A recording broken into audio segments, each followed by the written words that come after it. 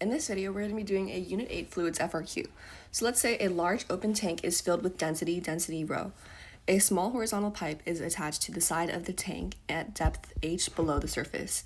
The pipe has a cross-sectional area A1 and nozzles, and narrow to a nozzle area of A2 where A2 is less than area 1.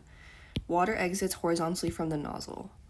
A rectangular wooden block floats partially submerged directly in front of the jet. The jet strikes the block and exerts a horizontal force on it. The block is tethered by a horizontal string to a wall so that it remains stationary. So we have our block here, and we have a nozzle that is going to be allowing the water to eject from it, and then the water will spill out like this. So we're given also the details that the fluid is incompressible and a non-viscous fluid. The tank is large, so the surface velocity is negligible. The jet exits into atmospheric pressure, and the block is in equilibrium. So for part A, we're asked, starting from the fundamental principles, derive an expression for the speed v2 of the water exiting the nozzle in terms of g and h. So to start with this question, you need to first look at Bernoulli's from surface to the nozzle. So we know that when you're looking from the surface, your V volume is your V is gonna be approximately 0. Your pressure is approximately gonna be pressure atmospheric, and your height is gonna be your height's gonna equal to 0. When you're at the nozzle, your pressure is gonna equal to your atmospheric pressure, and your height now is gonna be equal to however below you are from your depth, where you start measuring. So now you can set up your equation where you have your initial conditions plus 0 is equal to pressure atmospheric plus 1/2 rho v squared minus rho gh. Now here you can cancel out your atmospheric pressure since it's present on both sides. You have 0 is equal to 1/2 rho v squared minus rho gh. You're left with, now after this you can add this to both sides.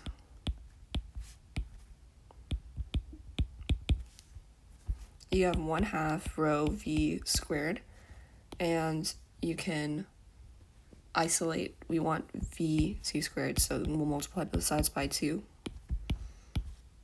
We can also divide both sides by rho. So then we're left with v2 squared is equal to 2gh.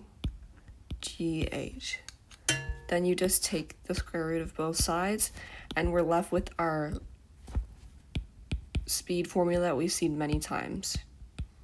2gh.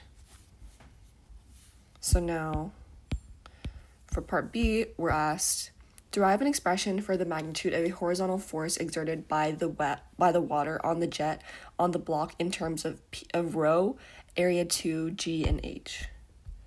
So, this is a momentum flux problem. Momentum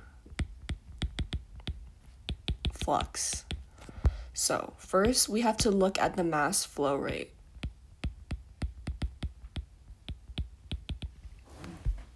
M is equal to rho A to V2.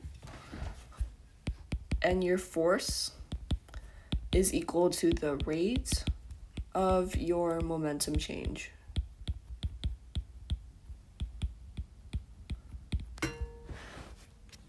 So we know that the water goes from velocity v2 to 0 after hitting the block. When we examine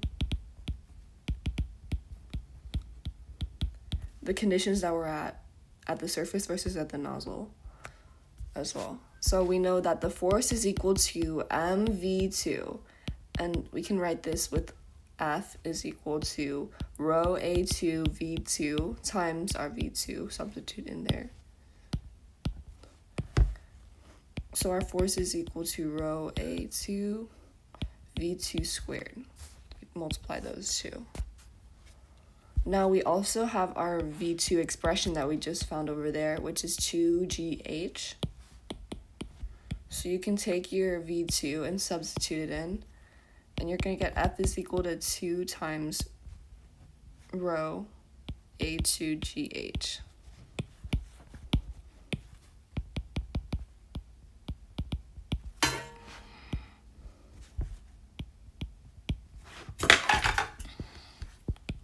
Okay, now for part C, we're asked derive an expression for the fraction of the block's volume that is submerged in terms of rho B and rho at the different densities. So we know that the block floats,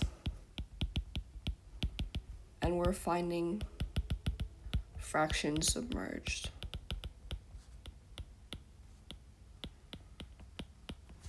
We're going to let V equal to the volume of block, and we typically let VS stand for volume, or the submerged volume of the block.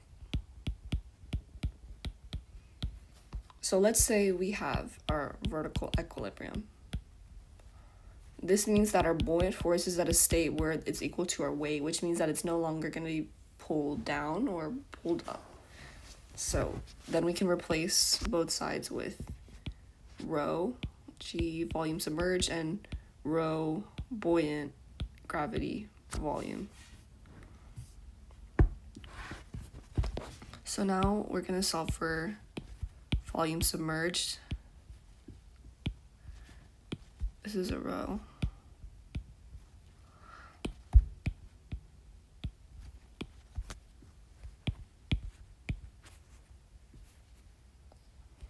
That doesn't cancel, just this. So now you have your volume submerged is equal to rho P over rho times V, but you can just divide by V here too, and then you get your ratio that we use. This is the ratio that you will always use to find your volume submerged in these problems. Now, we're asked, determine the tension in the string holding the block. Express your answer in terms of the given variables.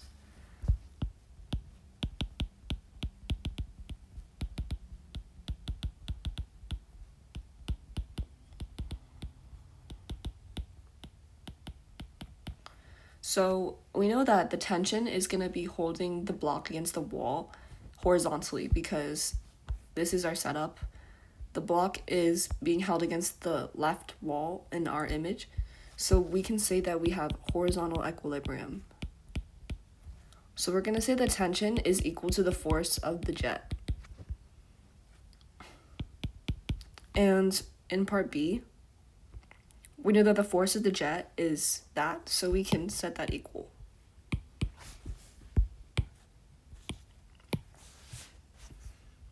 Now, for part E, the nozzle area A2 is decreased while all other variables remain constant. Indicate whether the force exerted on the jet on the block increases, decreases, or remains the same. Justify your answer using physics principles.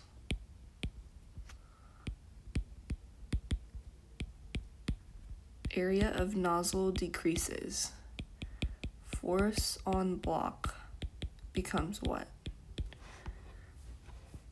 So we have to use continuity and Bernoulli's principle.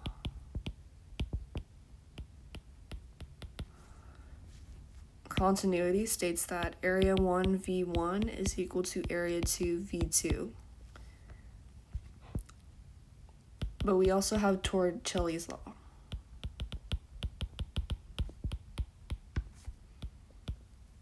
This gives us exit speed.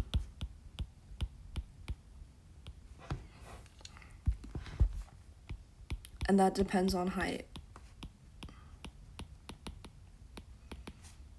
V2 is equal to the root of 2GH. And we know that these are all going to stay the same. Because you're still at the same height, you still have the same gravity. So your velocity, your exit speed, is going to stay the same. But we also have F is equal to rho A2 V2 squared. So that means that if your area 2 decreases, then your force is going to decrease. So that's because you can see that area 2 is involved in the equation for force. So we can say that our force decreases because your mass flow rate decreases.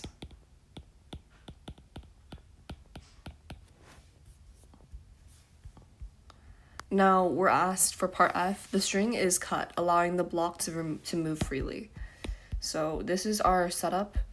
Let's say that the string is cut and then it's just now moving inside of this substance. So describe the subsequent motion of the block immediately after the string is cut and at later times. Provide a clear physical explanation based on fluid interactions. So we're going to say that initially,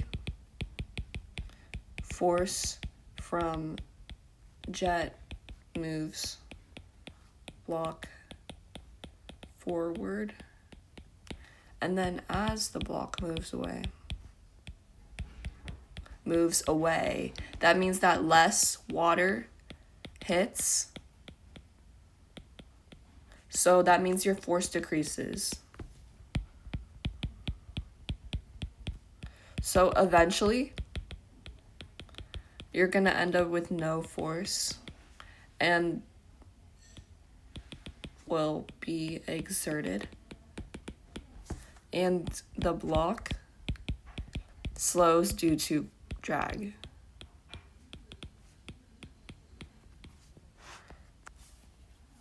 That's because contact reduces.